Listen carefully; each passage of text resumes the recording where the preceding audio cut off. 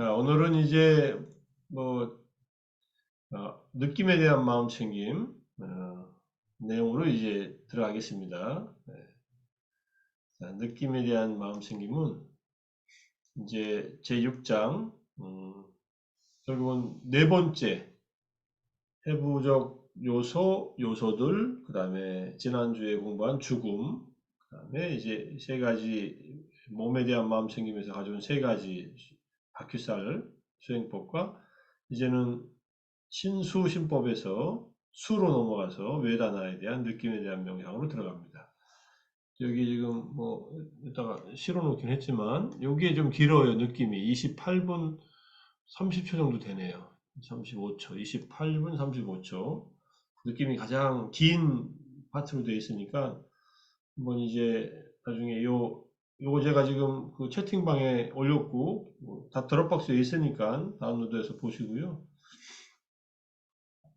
자, 느낌에 대한 공부를 이제 해 들어가겠습니다.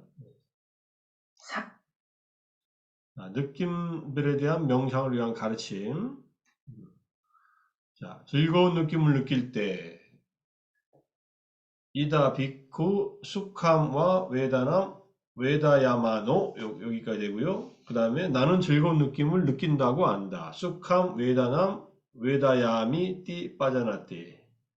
괴로운 느낌을 느낄 때 수행자는 나는 괴로운 느낌을 느낀다고 안다. 두캄와 외다남 외다야마노 두캄 외다남 외다야미 띠 빠자나띠. 중립적인 느낌을 느낄 때 수행자는 나는 중립적인 느낌을 느낀다고 안다. 아두캄 아수캄와 외다남 외다야마노 아두캄 아수캄 외다남 외다야미 띠 빠자나띠. 이렇게 안다라고 했는데요. 빠자나띠니까 뭐 꿰뚫어 안다라고 번역해도 되고요. 통찰해서 안다 이런 뜻이니까. 수행자라는 말은 이제 비쿠가 한마디 나와 있고 밑에는 비구들이 없는데 그냥 계속 이렇게 넣어놨네요. 지금 170페이지에 마츠마니카야 10번째 사티파타나 수타에 나오는 얘기입니다. 이게 외다나라고 하는 말을 그냥 썼지만은 나중에 나오지만 외다나는 세 가지로 나눌 때는 이렇게 즐거운 느낌, 괴로운 느낌, 중립적인 느낌이지만 여섯 가지로 나눌 때는 육체적인, 육체와 관련이 있는 즐거운 느낌, 괴로운 느낌, 중립적인 느낌, 육체적 경험과 관련이 없는 즐거운 느낌, 괴로운 느낌, 중립적인 느낌. 이렇게 해서 여섯 가지로 나누기도 하고요. 아비달마로 가면은 중립적인 느낌은 정신에서밖에 없으니까 육체의 고통과 그다음에 정신의 고통, 육체의 즐거움과 정신의 즐거움, 그다음에 정신적인 중립 이렇게 해서 다섯 가지로 얘기를 또 합니다. 어떻게 하든 우리 몸에서 마음에서 느낌이 일어난다. 감각. 몸에서 일어날 때는 그걸 감각이라고 합니다. 보통 이제 바딜리 센세이션이라고 영어로 쓰고요. 그 다음에 마음에서 일어날 때는 멘탈 필링 이렇게 얘기를 합니다. 그래서 연속적인 느낌의 세 가지 경험의 차원은 가장 즐거운 느낌에서부터 즐겁지도 괴롭지도 않은 느낌을 통해서 그 다음에 가장 괴로운 느낌으로 이렇게 내려간다. 세 가지 차원인데 제가 러셀이라는 사람이 감정의 28가지 감정을 얘기하면서 이렇게 얘기해요. 하나는 유쾌한 감정, 불쾌한 감정. 하나는 각성된 감정, 각성되지 않은 감정. 이렇게 네 차원으로 나눠가지고 감정을 분포해 놨어요.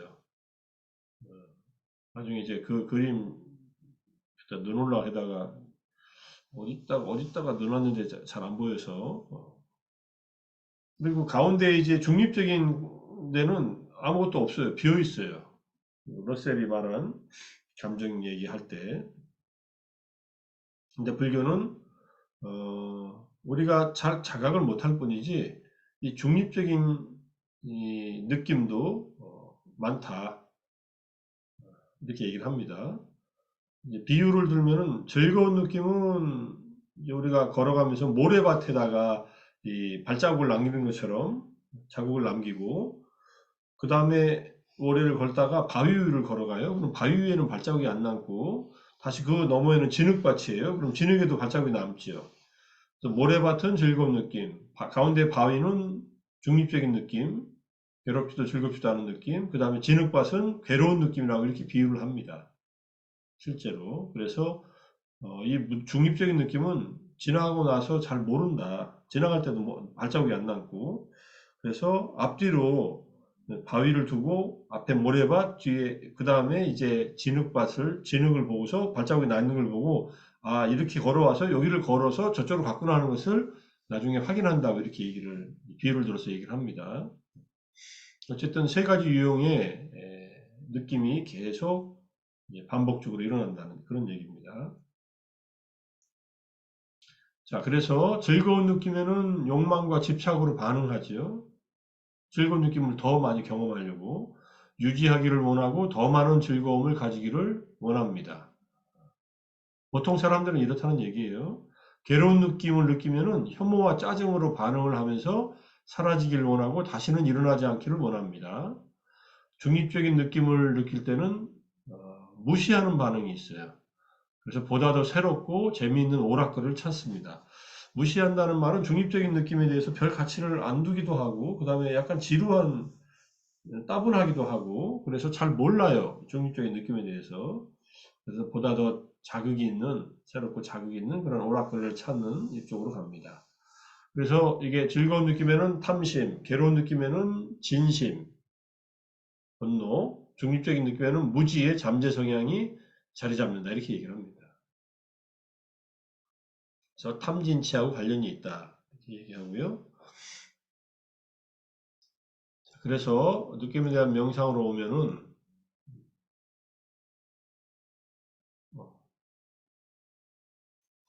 뿌리 깊은 경향성의 알아차림에 빛을 비추면 자동적인 반응의 무지를 분명한 인지로 바꾸게 됩니다.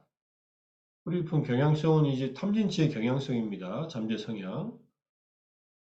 그래서 자동적인 반응의 무지를 분명하게 알게 되고 마음에서 무엇이 일어나고 있는지 쉽게 감지할 수 있게 되고 마음 챙김이 느낌의 수준에서 이제 확립이 돼서 새싹 상태의 반응을 잘라낸다. 새싹 상태의 반응이라는 것은 이제 감정이 일어나는 순간들이에요.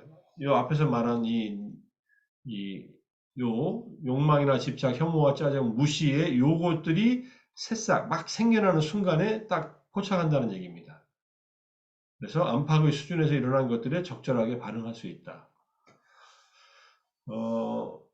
마음 챙김의 힘이 강하면요, 화가 날 때 약간 기분이 이상해지면 바로 알아차립니다.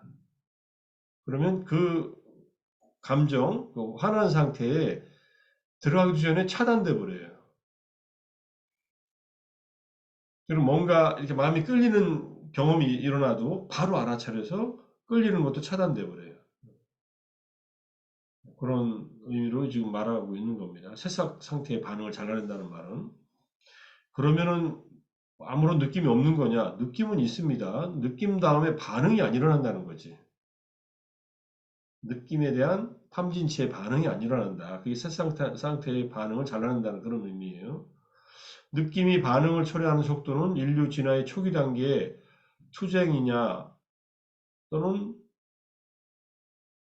초기 단계 생존적 결정의 속도 이게 투쟁이냐라는 말이 잘못 들어갔네요.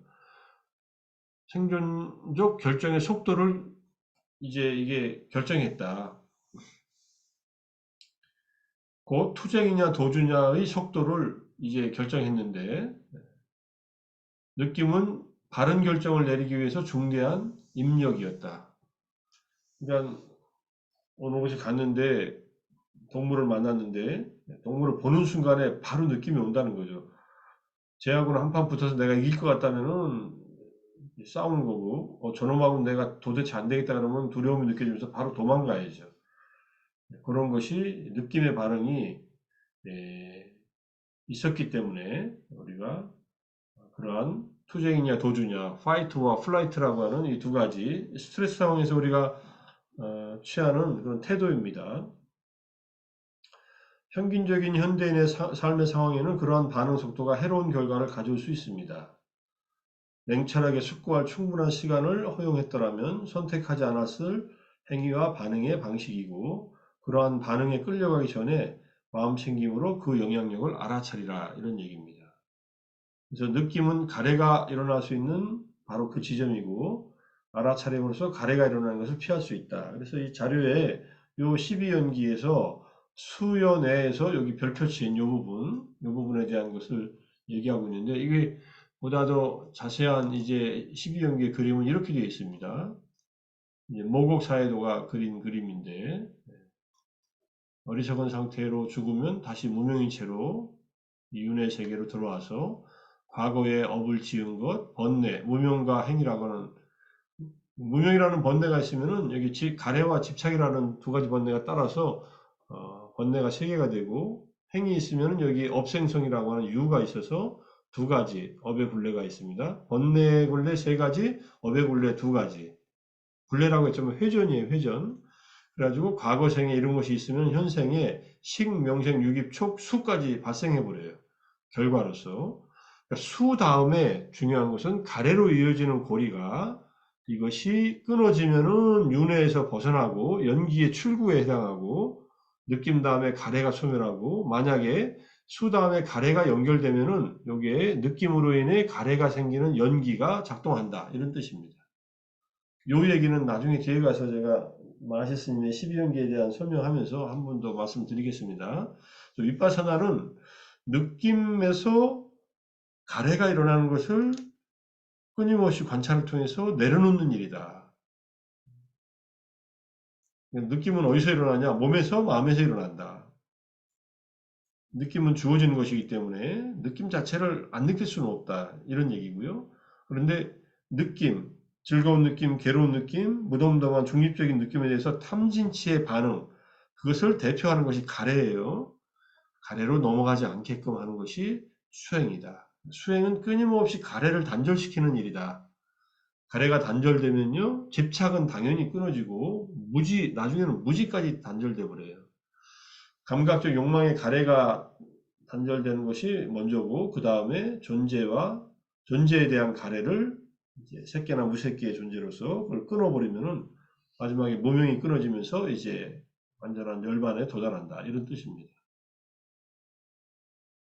그래서 느낌은 아주 중요하다, 이런 뜻입니다.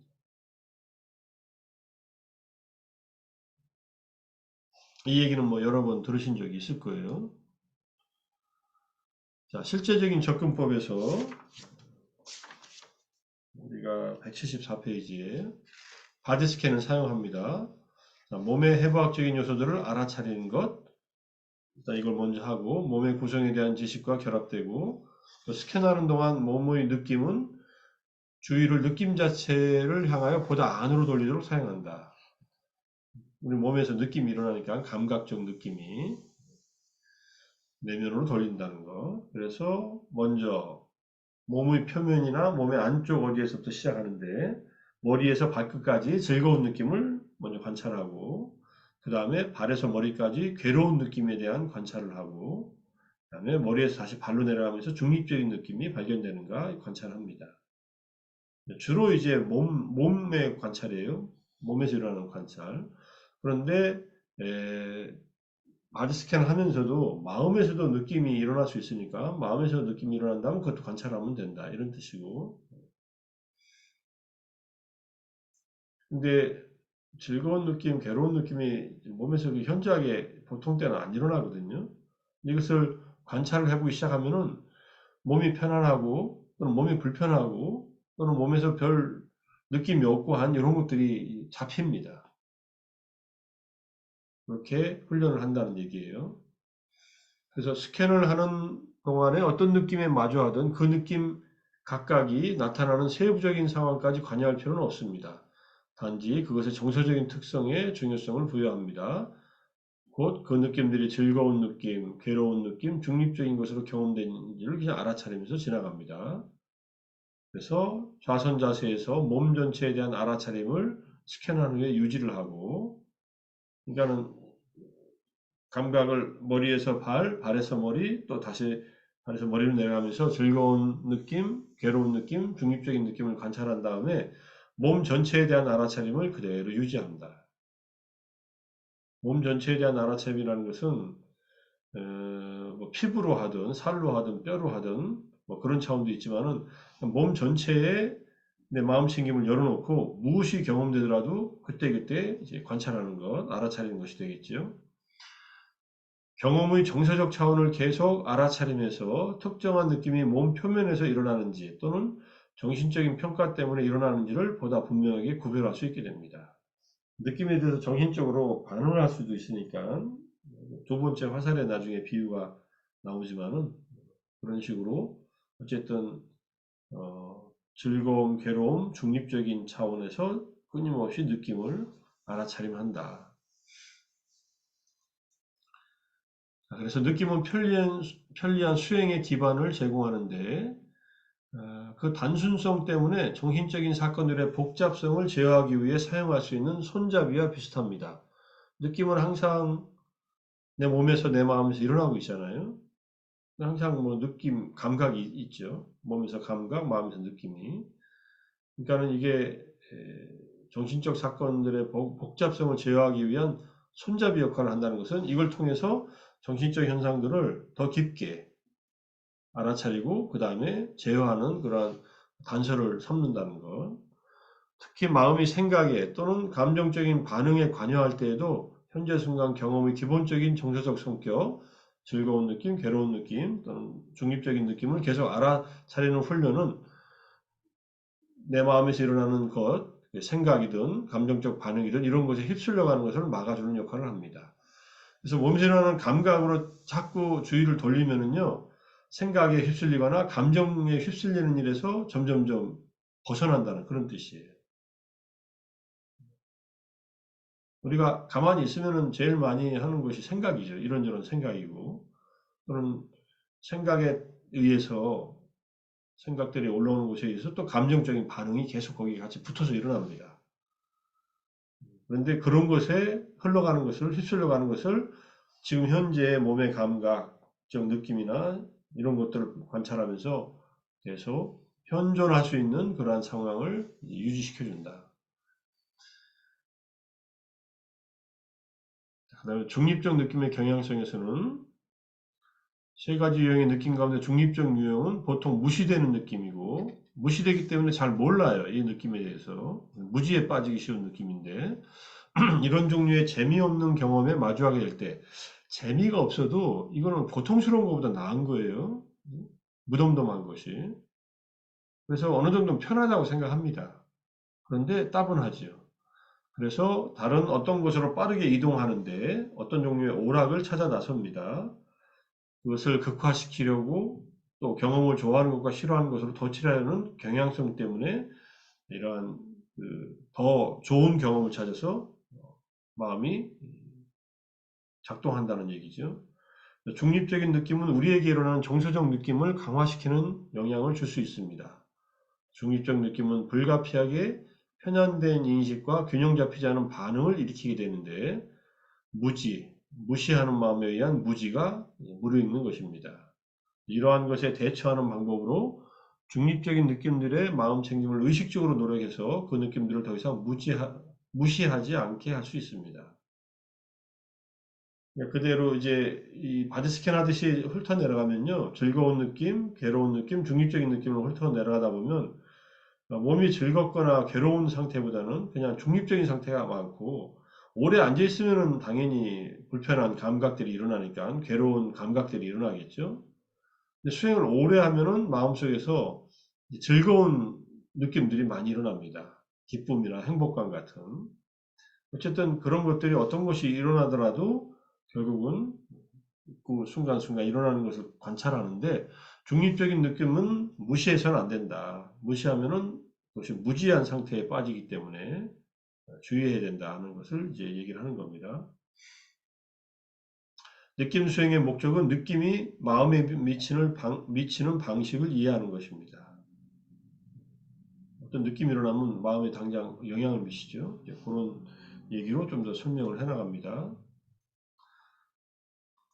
자, 그래서 느낌이 마음에 미치는 영향은 느낌의 추동이라고 하는데 예컨대 좌선하는 경우에 처음에는 앉는 것 자체는 편합니다. 근데 조금만 지나면은 초보자들은 한 10분, 20분만 지나면 다리가 저리고 등이 아프고 막 여기저기 불쾌하거나 고통스러운 감각적 느낌들이 생깁니다. 그래서 잠시 그 고통스러운 느낌과 마음에서 발현되는 추동을 함께 관찰합니다. 마음에서 발현되는 추동은요, 움직이고 싶은 어떤 욕구가 일어나죠. 다리를 뻗고 싶고, 또는 가려움 긁고 싶고, 이런 추동입니다. 그래서 잠시 고통스러운 느낌과 추동을 함께 관찰한다. 사실은 의도 하고서 의도를 관찰하고, 긁고 싶은 의도든 다리를 움직이고 싶은 의도를 관찰하고, 그 의도가 가라앉으면 다시 고통스러운 감각 느낌으로 주의를 돌려야 됩니다. 잠시 같이 있는 거죠. 고통스러운 감각, 그 다음에 그걸 없애려고 하는 의도, 추동으로서의 의도가 같이 일어나는데, 그렇게 보다가 결국은 느낌의 추동을 알아차린 다음에는 자유로운 자세를 취한다. 너무 아프면은요, 참지 말고 다리를 움직이라는 얘기예요. 굳이 뭐 끝까지 견딜 필요는 없다 이런 얘기인데, 이것도 가르치는 스승마다 약간 다릅니다. 통증이 있으면은 다리를 한두 번 바꿔도 괜찮은데 이렇게 가르치는 분이 있는가 하면은 못 참을 정도까지 한번 견뎌봐라. 더 이상 못 참겠다고 해서 통증이 너무 심해져서 마음챙김도 약해질 것 같으면은 알아차리면서 일어나서 걷기 명상하라. 이렇게 가르치는 경우도 있습니다.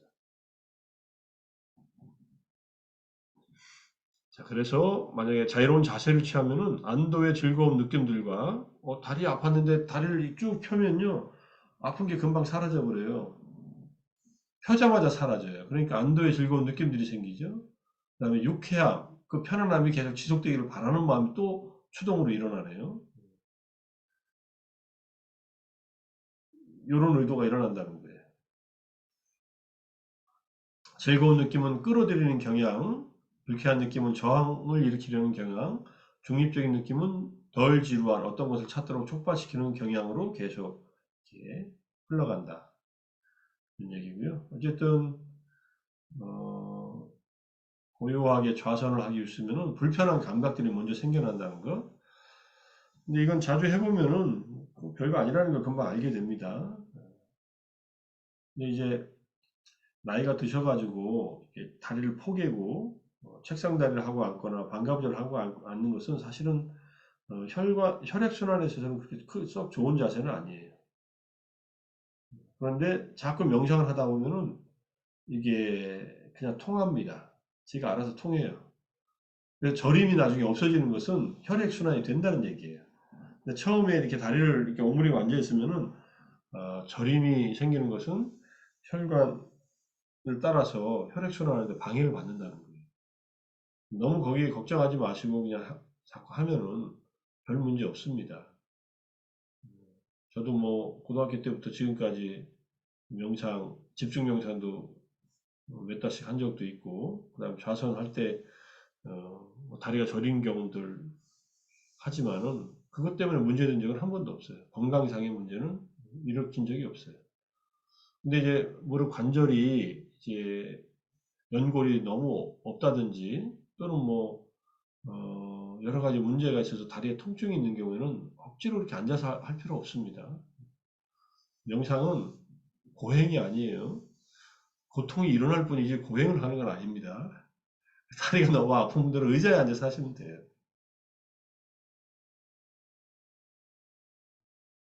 자, 어쨌든 어떤 느낌이 일어나도 간단히 그 느낌을 알아차리고 스캔을 계속할 수도 있고, 고통이 강해지면 고통에만 집중하기보다는 몸 전체를 알아차림으로써 그것 주위에 공간을 만들 수도 있습니다. 공간을 만들면은 균형을 유지하는 데 도움이 되는데, 이렇게 수행하는 방법이 있는가 하면은 고통이 강해지면은 그 강한 감각적 고통 속으로 들어가라 그래요. 예, 그런 얘기하면 약간 잔인해 보여요. 아픈 사람, 아픈데 아픈 것을 관찰하면요. 아픈 거 사라지지 않습니다. 더 아파요. 더 아픈 게 아니라 생생하게 아파요. 생생하게 아프다는 말 무슨 말씀인지 아시겠죠? 이제 내가 거기다가 기분 나빠하고 저항하면은 이건 이제 오염된 아픔이고요. 요 생생하게 아픈 것은요. 깔끔하게 아픔, 육체적인 통증만 있는 거예요. 관찰하면요, 그 통증이 변해가는 모습들이 계속 보여요. 더 아팠다가 덜 아팠다가 뭐 거기서 뭐 찌릿찌릿했다가 열이 났다가 뭐 이게 가만히 있질 않아요. 통증 자체가. 그러면서 통증의 무상을 관찰하는 그 훈련을 하는 거예요. 통증을 피하지 말고. 다시 말씀드리면 고행을 하라는 얘기가 아니니까 주의해서 들으시고, 하지만 아무리 아픈 통증도 바라볼 수 있는 힘이 있으면 보면 된다. 이런 얘기입니다. 그래서 느낌에 대한 알아차림을 개발하는 것의 이점은, 느낌은 몸에서 일어나는 것과 마음에서 일어나는 것의 인터페이스, 중간에 메신저 역할을 해줘요. 그래서 느낌은 동시에 조건 지어지고 조건 짓습니다. 느낌은 접촉의 유형에 조건 지어져요. 접촉을 하면 느낌이 생겨난다 이런 뜻이에요. 느낌의 다양성은 접촉의 유형으로부터만 나오는 것이 아니라 실제 발현도 다르게 일어난다. 느낌은 몸과 마음 둘 다에 다양한 영향을 미칩니다. 이런 다양한 관점에서 종합적인 방법으로 느낌에 대한 명상을 개발하는 것이 중요합니다. 그래서 이제 여기 지금 노랗게 지금 칠해놓은 신체적 감각 느낌만을 명상할 때 정신 상태와 함께 나타나는 느낌을 놓칠 수도 있다는 것. 신체적 감각만을 관찰할 필요는 없다는 얘기예요. 그것 있으면 관찰하되 그것과 함께 정신 상태에서 나타나는 느낌도 항상 같이 봐야 된다. 어떤 게 더 두드러지겠습니까? 몸이 불편할 때는 신체 감각의 느낌이 더 두드러지고, 이제 몸에 아픈 곳이 좀 가라앉고 마음이 편안할 때는 정신 상태에서 나타나는 느낌이 더 강하게 나타납니다. 자, 그래서 어쨌든 느낌에 의해 발휘되는 추동, 어떤 의도의 내적인 발현에 점점 익숙해지는 것은, 그거 엄청 잘 쓰네.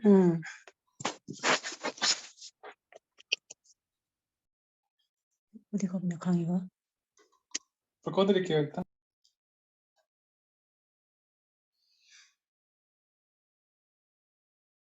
자, 추동의 내적인 발현에 점점 익숙해지는 것은 그것이 다른 사람에게 발현될 때 자연스럽게 밖에서도 같은 것을 알아차리는 것을 유도됩니다.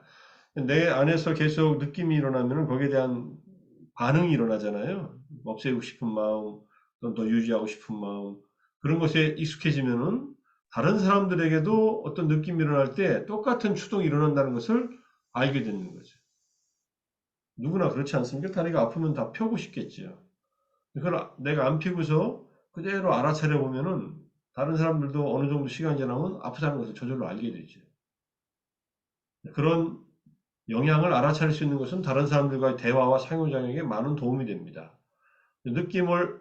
내 내면에 있는 느낌을 관찰하고, 특히 통증 같은 거, 그 다음에 타인들도 통증이 있을 것이라고 관찰하면은 이게 서로 공감하고 동병상련 같이 서로 대화와 상호작용에 큰 도움이 된다는 것. 그 다음에 위로 올라가서요, 몸과 마음의 상태가 서로 영향을 주고받는 세 가지 유형의 느낌 명상만으로 상세하게 다루는데, 책에서는 세 가지 마음 챙김 명상의 도움과 함께하는 노력은 두 번째 느낌 마음 챙김 명상으로 탐구를 적절한 맥락에 위치시킨다는 것.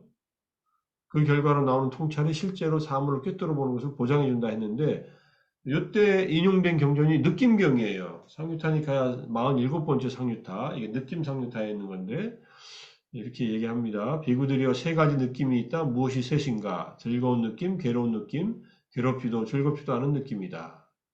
비구들이여 이러한 세 가지 느낌을 철저히 알기 위해서 네 가지 마음 챙김의 확림을 닦아야 한다.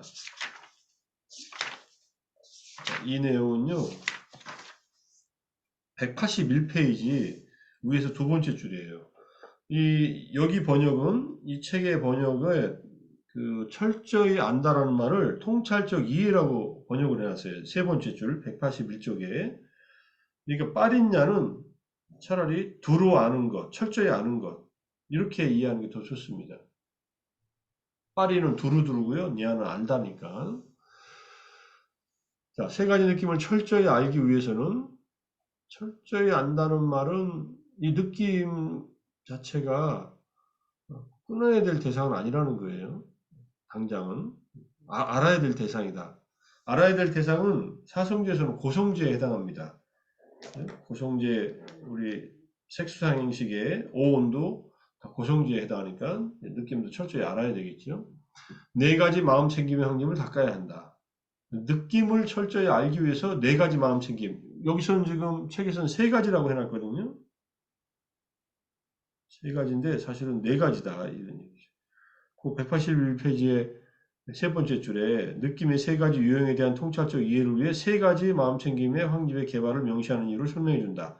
상유타 47에 49인데 여기서 네 가지로 그냥 나옵니다. 비구들여 여기 비구는 몸에서 몸을 관찰하며 머문다. 세상에 대한 욕심과 싫어하는 마음을 버리면서 근면하게 분명히 알아차리고 마음 챙기면서 머문다. 느낌, 마음, 법에서 똑같이. 그래서 세 가지 느낌을 철저하게 알기 위해서는 네 가지 마음 챙김의 환경을 닦아야 한다라고 이 경전에서 말하고 있어서 제가 여기서 셋을 빨간 글씨로 넷이라고 이렇게 바꿔버렸어요. 느낌을 알기 위해서는 느낌에 대한 마음 챙김도 당연히 해야지요.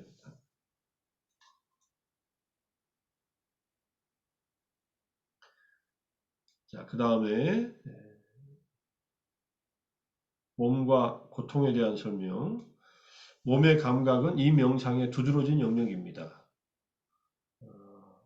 우리 몸의 고통의 다양한 차원들에 대해서 명상을 할 수 있는데 몸에 내재된 끊임없는 고통과 사요소의 관계를 정리하면 이렇습니다. 땅의 요소, 먹고 배변과 몸무게, 압력 등을 느끼는 것, 이게 땅의 요소고, 물의 요소는 마시고 땀과 침, 소변 등으로 구성되는 것들, 불의 요소는 몸의 온도를 일정하게 유지하는 것들, 그 다음에 바람의 요소, 풍은 몸의 움직임과 숨을 쉬는 것 등이 여기에 포함된다. 그리고 우리 몸에 내재된 이 네 가지 지수화풍의 요소와 그 다음에 이 몸은 끊임없이 불편함을 일으켜요. 불편함이 일어나요. 그죠? 그래서 몸에 본래 내재된 끊임없는 미묘한 고통은 그 자체가 수행이 될 수 있다. 끊임없는 미묘한 고통은요, 생각해 보세요. 우리 몸이 가만히 있으면요, 불편해집니다. 가만히 있는 쓰지 않는 근육이 경직돼 버려요. 좌선을 하면은 가만히 있잖아요. 그러니까 아픈 거예요. 한 30분 지나고 1시간 지나면 더 아프고 능숙해질 때까지는 아픕니다. 그래서 필요한 모든 것, 곧 덜 고통스러운 상태의 몸의 유지에 보내는 시간과 활동량을 알아차린 것이다. 필요한 모든 것은 덜 고통스러운 상태의 몸의 유지에 보내는 시간이다. 우리가 태어나서 죽을 때까지 하는 대부분의 일은 몸의 이 고통을 피하는 일과 줄이는 일에 초점이 맞춰져 있습니다.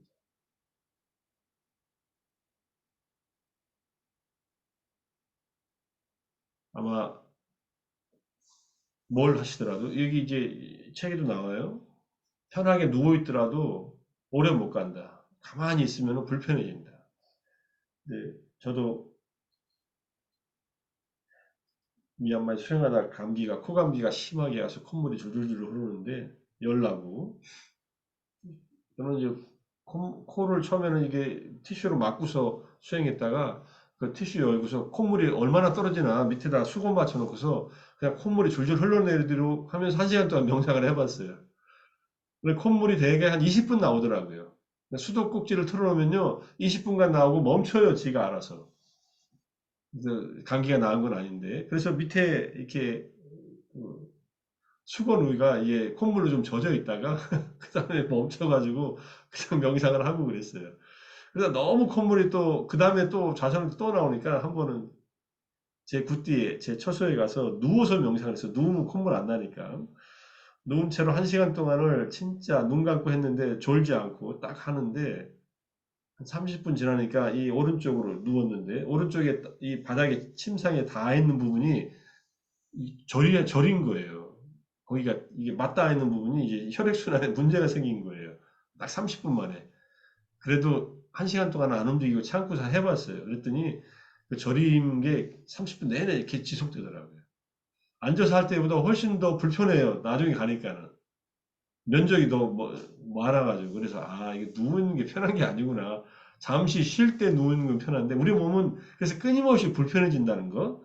그래서 그 끊임없이 불편해지는 몸의 어떤 상태를 없애려고 덜 불편하고 덜 고통스러우려고 발부딪히고 사는 게 평생을 그렇게 살다 간다는 거예요.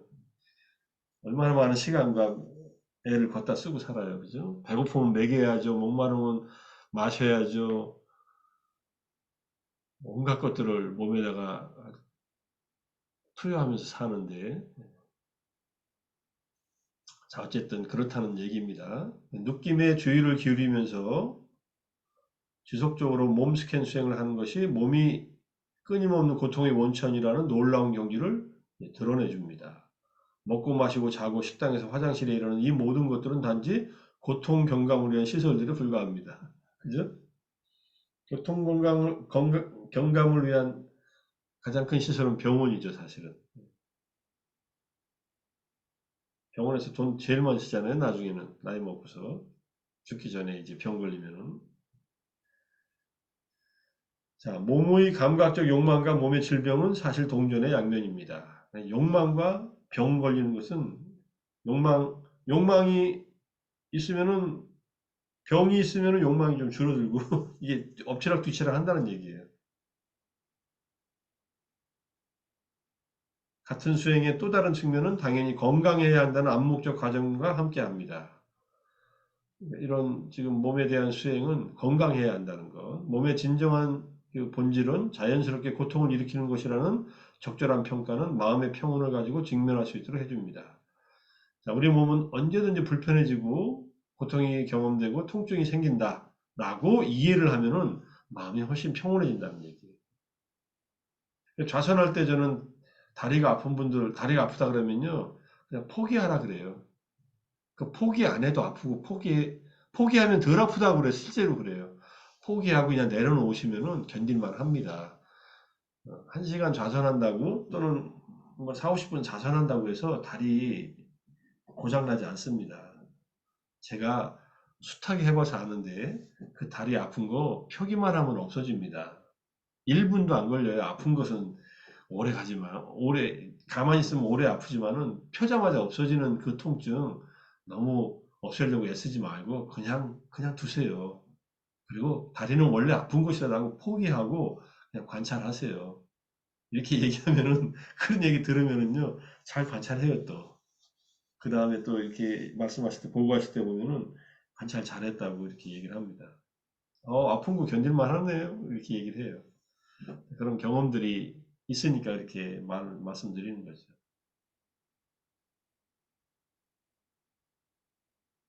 여기서 건강이라는 말이 나와서 이제 제가 이 보디 왕자경의 중요한 경전 중에 하나입니다. 수행에 필요한 노력의 5가지 요소가 있는데 수행을 하려면은 5가지를 갖춰야 돼요. 첫 번째 믿음이 있어야 돼요.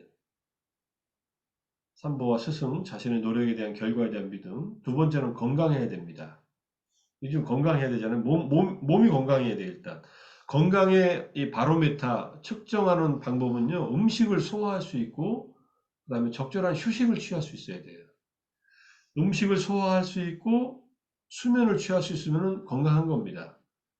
근데 음식을 소화를 못하고, 잠을 못 잔다. 이러면 이건 건강이 깨져요. 그래서 잠이야 뭐 피곤해서 잔다 하더라도, 음식을 소화 못 시키면 위험해집니다. 그러니까 감기는 여기 해당하지 않아요. 감기 걸리면 우리 잘 자잖아요. 감기 걸린다고 음식 소화 안 되지 않잖아요. 감기 걸린 것은 건강하지 않은 게 아니다. 건강하니까 잠시 감기가 걸린 거다. 이렇게 생각할 수도 있어요. 그 다음에 정직해야 돼요. 올곧게 수행하고 경험을 정직하게 스승과 나누고 노력을 해야 되고 과도하지 않은 지속적인 3단계의 노력, 시작하려는 노력, 장애를 극복하는 노력, 목적지에 도달할 때까지 노력해야 되고 지혜를 갖춰야 됩니다. 생명을 이해하는 지혜. 이 5가지 조건을 갖추면 오전에 법을 들으면 저녁에, 저녁에 법을 들으면 다음날 아침에 깨달을 수 있다. 이때 깨닫는 게 그냥 아란이 될 수도 있어요. 이게 당일치기 아란 코스입니다. 당일치기 아란이 되려면은 이 5가지를 잘 갖추고서 수행을 시작하면 돼요. 보디왕자경 여기다 붙여놨으니까 한번 읽어보시고요. 건강에 대한 얘기가 나와서 이렇게 말씀을 드려봅니다.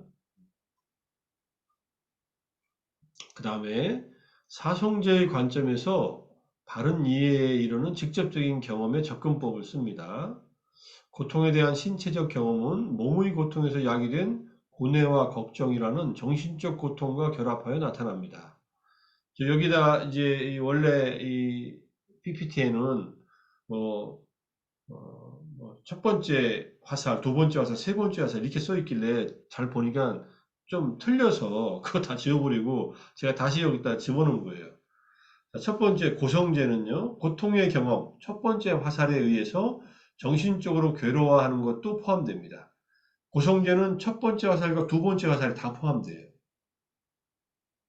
집성제는 정신적 고뇌와 걱정의 원인으로 고통이 없기를 바라는 가래가 들어갑니다. 가래.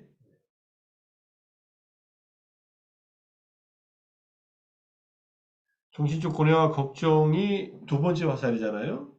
그것의 원인인 고통, 첫 번째 화살이 없기를 바라는 가래가 집성제다. 멸성제는 정신적인 반응이 없이 첫 번째 화살만을 경험하는 상황으로 고뇌와 걱정이 없는 자유를 말한다. 그러니까는 첫 번째 화살이 있어도 멸성제는 도달할 수 있다는 거예요. 적어도 두 번째 화살인 고뇌와 걱정은 없어진다. 고성제는 느낌에 대한 마음챙김 수행은 육체적인 고통의 경험에 대한 고뇌와 걱정으로부터 자유가 증가하는 정도를 성취하는 실제적인 길이다. 그러니까 두 번째 화살을 제거하고 첫 번째 화살만 남겨놓는 게 실제로 수행하는 방법이라 이런 얘기예요. 고통이라고 하는 것은 아픔, 통증을 저항할 때 생긴다. 이때 앞에 고통이 두 번째 화살이고요. 아픔, 통증은 첫 번째 화살입니다. 화살경에 화살에 맞는 예가 나오는데 정신적 괴로움을 일으키지 않고 육체적인 고통을 경험하면 하나의 화살만 맞는 경우와 비슷하다. 그러나 고뇌와 걱정으로 반응한 것은 추가적인 화살을 더 맞는 것과 같다. 마음이 현존하면 추가적이고 불필요한 화살을 피할 수 있다. 마음이 현존할 때. 그 다음에 마음 챙김으로 육체적 고통에 직면한 사례를 책에서 두 가지 사례를 얘기합니다. 아누르타 존자의 사례하고요. 서경이 184페이지니까 185페이지에 나오는 얘기예요. 부처님의 사례가 두 가지가 나와요. 이게 경전이에요. 아누르타 존자는 성유타니까 52번 아누르타 상유타 안에 중병경이라는 경이 있어요. 그래서 아누르타 존자가 사와띠의 장님들의 숲에 머물고 있었는데 중병에 걸려 아픔과 고통에 시달리고 있었다. 아누르타 존자는 아란이 된 수행 도중에 시력을 상실해가지고 천안통을 얻은 아란입니다. 석가족의 왕자 중에 한 명이고요. 데와다타, 아난다 같이 출가한 왕자 중에 한 명이고요. 많은 비구들이 아누르타 존자에게 다가가서 이렇게 말했다. 아누르타 존자는 어떤 머물므로 머물 때 이미 일어난 몸의 괴로운 느낌이 마음을 사로잡아 머물지 못합니까? 그러니까 첫 번째 화살은 있는데 두 번째 화살은 안 생깁니까? 이렇게 질문한 거예요. 도반들이여 네 가지 마음 챙김의 확립에 마음이 잘 확립되어 머물 때 이미 일어난 몸의 괴로운 느낌이 마음을 사로잡아 머물지 못합니다. 그래서 사념처럼 쭉 얘기하고요.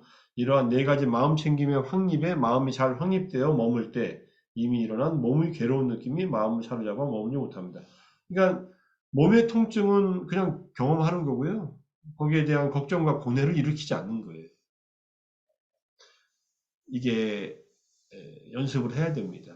그냥 되지 않습니다. 아, 나도 몸이 아프면 이렇게 하면 되겠네. 근데 몸이 안 아플 때 연습 안 해놓으면요. 몸이 아플 때 이런 상태를 경험하기 어려워요. 아누르타 존자도 신통력이 있어서 또 부처님은 더욱더 신통력이 있어서 몸에 통증이 생길 때 산매 속으로 들어가면 통증에 대한 것이 단절되거든요. 그런데 이거 지금 마음 챙김으로 직접 봤다는 얘기예요. 자, 부처님 경우에 이 상유타니카야 첫 번째 상유타의 38번째 경전 돌조각경이에요.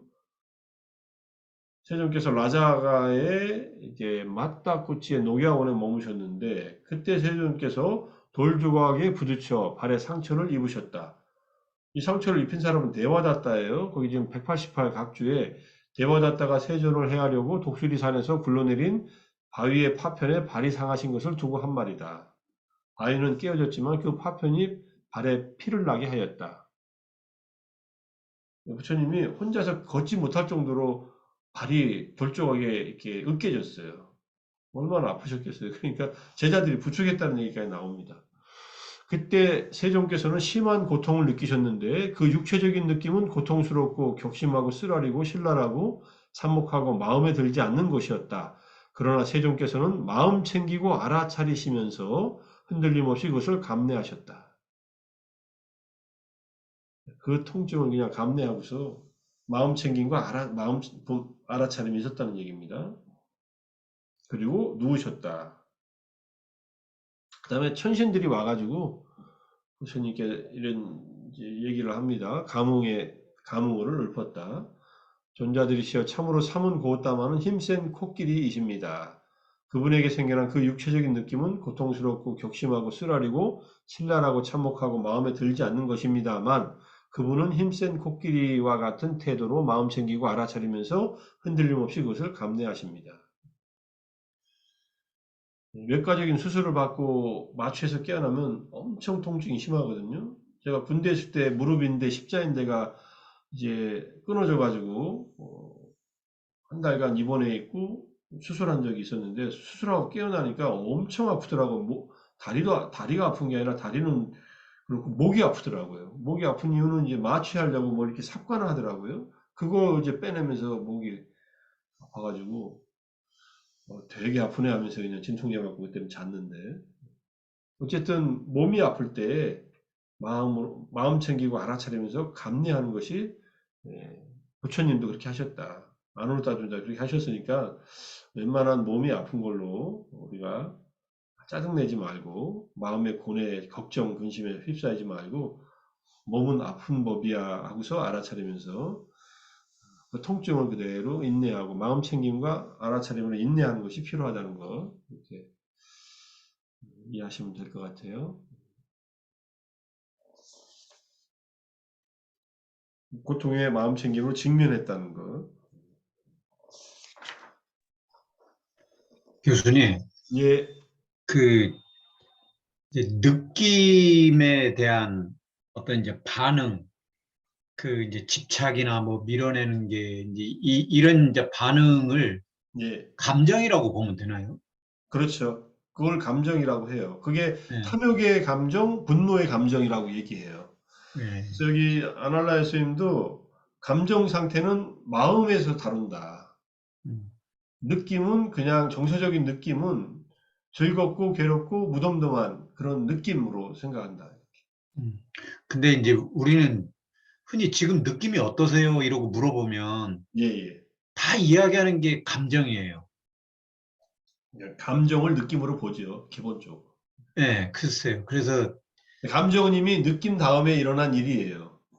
음, 엄밀하게 보면은. 그러니까. 예. 예, 근데 지금 아까 말씀하셨던 것처럼 그냥 이제 느낌을 물어보면 지금 그 느낌이 어떠세요? 그러면은 아 뭐 그냥 느낌이 좋다, 뭐 싫다, 아니면 그저 그렇다. 이제 그런 정도가 이제 느낌일 거고 이제 아까 말씀하셨던 것처럼 이제 그거에 대한 조금 구체 지금 내 마음에서 일어나는 반응은 어떠냐? 그러면 이제 감정이 이제 이런 이야기가 되겠네요.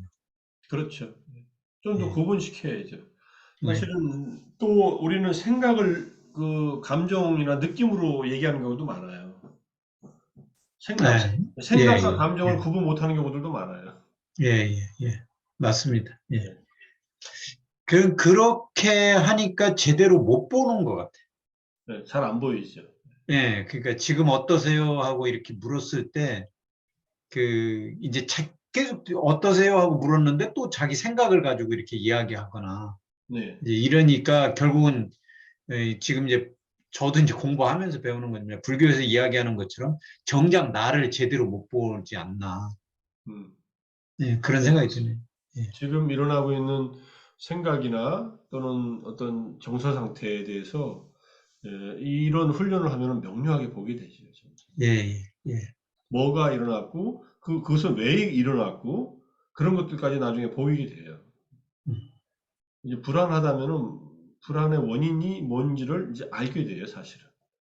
근데 그 원인을 이제 해결할 수 있으면 해결하면 되고, 지금 당장 해결 안 되는 것이라면 불안을 알아차려서 불안을 이제 내려놓는 방법을 선택해야 되는데, 이거 평소에 훈련 안 해놓으면은 그렇게 불안할 때 작동하지 않습니다. 그죠? 그러니까, 예. 이게 분명하게 그렇게 구별하고 명료하게 볼 수 있을 때 사실은 선택이 가능한데, 네, 이제 예. 그렇게 못 보니까 그냥 휘둘리는 거잖아요, 계속. 맞습니다. 네. 예. 고맙습니다. 자, 어쨌든 아라한이나 부처님도 몸에 통증이 있으셨을 때 마음 챙기고 알아차리면서 감내하셨다는 거.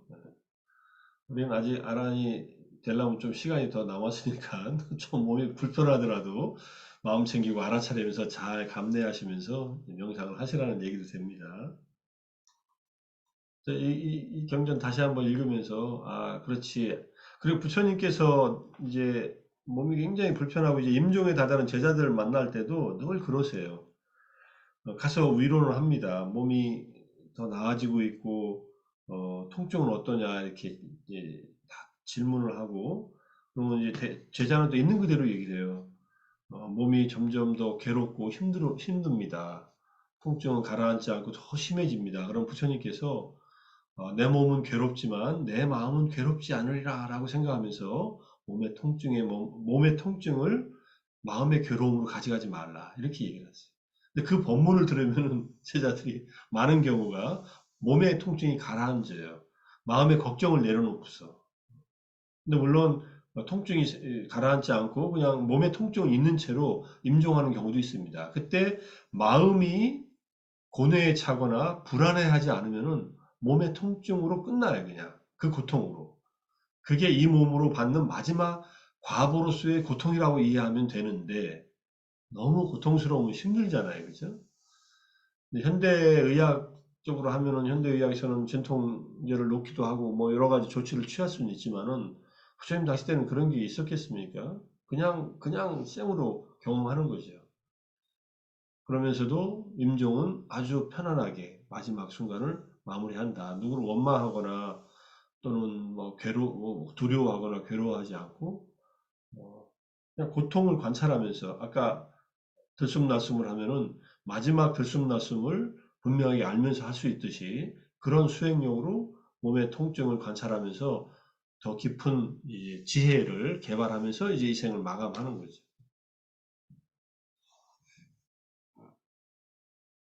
조금씩 불편하더라도 잘 감내하면서 견디면서 뒤에 또 재밌는 얘기가 나와요.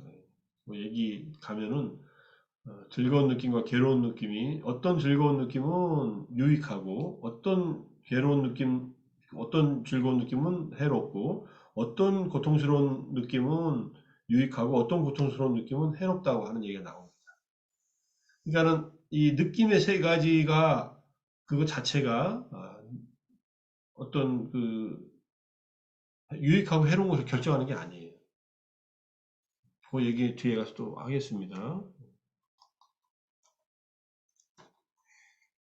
자, 즐거운 느낌에 대한 얘기해요. 지금까지 몸에 대한 고통 얘기하다가 즐거운 느낌은 현재 순간에 있는 매우 미묘한 기쁨이다. 이렇게 얘기를 합니다.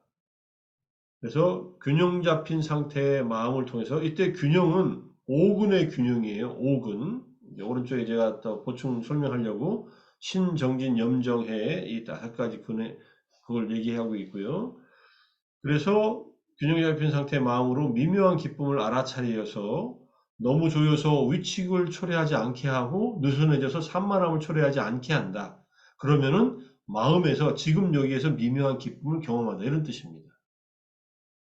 자, 그래서 미묘한 기쁨을 알아차리는 것은 몸에 본래 내재한 고통의 발견을 상쇄시켜 균형을 잡아줍니다. 너무 팽팽하지도 느슨하지도 않게 조율된 류트는 현악기예요. 뭐 기타 같은 거라고 생각하시면 돼요. 류트가 듣기 좋은 소리를 만들어내듯이 이게 앙구타라 니카야 6법의 55경 소나경이에요. 제가 그 경전에 거기에 해당하는 부분을 일단 오른쪽에다가 잘라서 넣는 겁니다. 그러면 그 경에서는 오근의 균형 잡힌 상태의 마음은 미묘한 기쁨이라는 듣기 좋은 소리를 만들어낼 것이다. 가능한 많이 현재 순간에 있는 것으로부터 일어나는 미묘한 즐거운 느낌에 대한 알아차림을 느낌에 대한 마음챙김 확립수행의 기점적으로 만들 것. 이게 중요한 얘기예요. 자, 몸이 고통스러운 것 속에서도 이 마음이 균형 잡힌 마음의 상태에서 일어나는 미묘한 기쁨은 언제든 일으킬 수 있어요. 일어날 수 있어요. 이건 수행이 좀 진행돼야 돼요. 처음부터 이렇게 생기진 않으니까. 그래서 이 기쁜 상태 또는 편안한 상태, 행복한 상태의 마음이 여기서부터 기본적인 기준점을 만들어서 수행을 시작하라는 얘기입니다. 자, 다시 위로 올라가서 몸을 고요하게 유지하는 것은 고통스러운 느낌을 일으키고 몸을 가만히 두면 고통스러운 느낌이 일어난다는 뜻이에요. 그 다음에 마음을 고요하게 유지하는 것은 즐거운 느낌을 일으킵니다.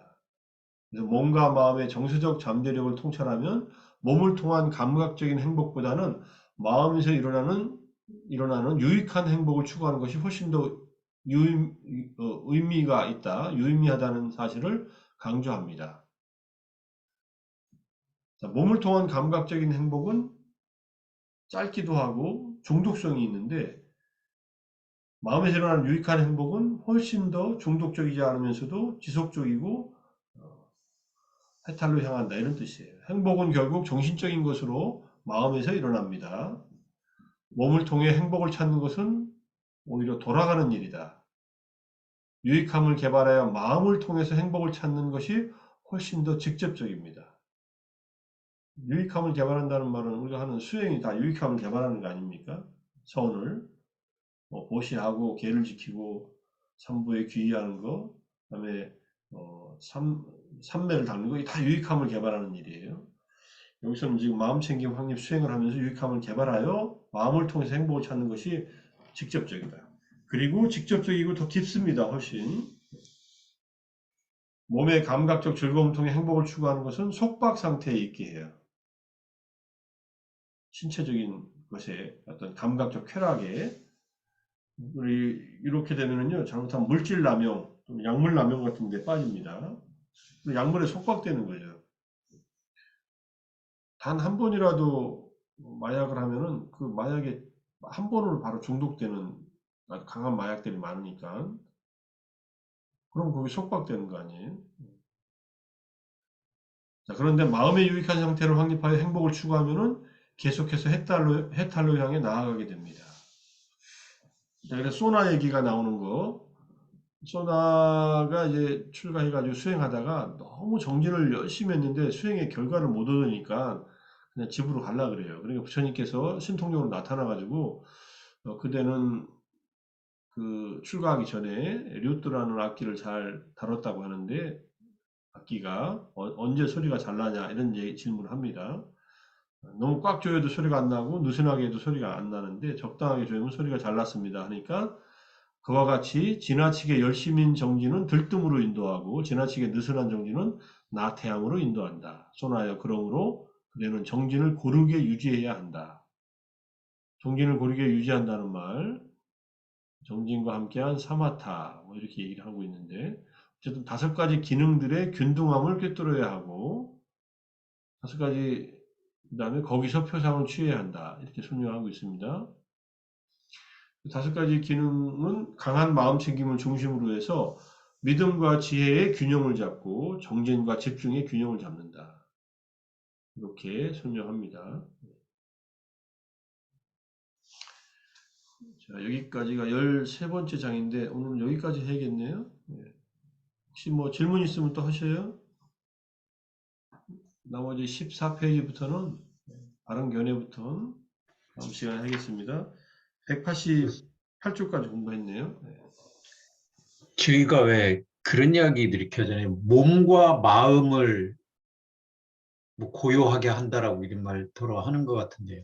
예. 근데 지금 여기서 보면은 몸은 고요하게 하면은 이게 고통스러운 느낌을 불러일으키고 그럼 안 맞는 말이네요. 그게 아니라요. 몸을 가만히 두면은이지 이런 뜻이에요. 몸을 고요하게 유지하는 것이라고 했잖아요. 그러니까 몸을 움직이지 않고 가만히 있는 것은 결국은 시간이 지나면 고통스러운 느낌이 생겨난다는 거예요. 아니, 그 말이 맞는 거, 이제 그건 이해가 되는데, 예. 몸과 마음을 고요하게 한다라고 그러면은, 그게 이제 좋은 느낌으로 이렇게 좋은 것으로 이야기를 하잖아요. 기본적으로는 그렇죠. 네. 여기서 고요하게 유지하되 고통스러운 느낌이 일어나는 것을 잘 감내하면 문제가 안 되는 것이고, 근데 그 느낌을 피하지 말라고 하죠, 사실은. 근데 결국은 수행을 오래 하면은, 뭐 자선 시간이 1시간 지나는 것 같고 통증 느끼고 그런 것은 없으니까 그 상태를 몸을 잘 이제 조복한다 그러죠. 몸을 잘 다스리고, 그 다음에 마음을 다스려라. 이렇게 얘기를 하니까. 근데 이제 어차피 몸은 가만히 두면은 몸이 불편해지니까 그걸 잘 감내하면서 하라는 얘기로 하고 있는 것 같아요.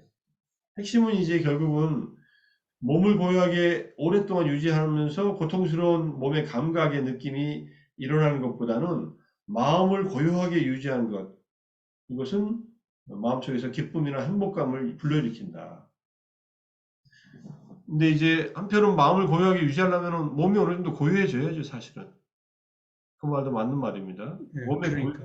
몸이 근데 이제 수행을 하다 보면은 좌선의 시간도 오랫동안 1시간, 1시간 반, 2시간 앉아 있어도 피곤하지 않고 힘들지 않고 앉아 있을 수 있으니까 그럼 뭐 점점 몸이 고요하게 익숙해지는 거겠죠. 통증을 동반하지 않는 몸의 고요함이 유지가 되면 좋겠지. 근데 몸은 가만히 있으면 불편해진다는 것을 알고 있어라. 그런데 마음을 고요하게 하면은 기쁜, 즐거운 느낌이 훨씬 행복한 느낌이 많이 일어나니까 몸을 고요하게 하는 외적인 모습보다는 마음을 고요하게 하는 게 더 중요하다. 이런 식으로 또 설명하고 있는 거예요. 예.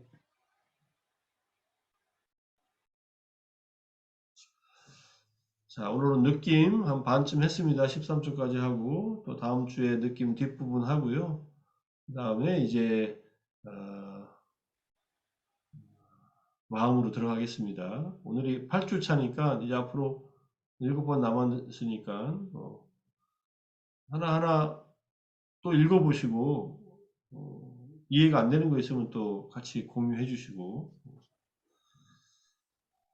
잘 이해를 하면서 생활 속에서 또 수행을 자주 해보세요. 이 음성 파일 어디 이동하시거나 뭐 집에서 계실 때 7가지 중에서 지금까지 느낌까지 한번 느낌을 들으면 앞에 게 다 반복돼서 나오니까 순서대로 하는 것은 중요합니다. 해가지고 마음챙김 확립수행을 연습을 해보십시오.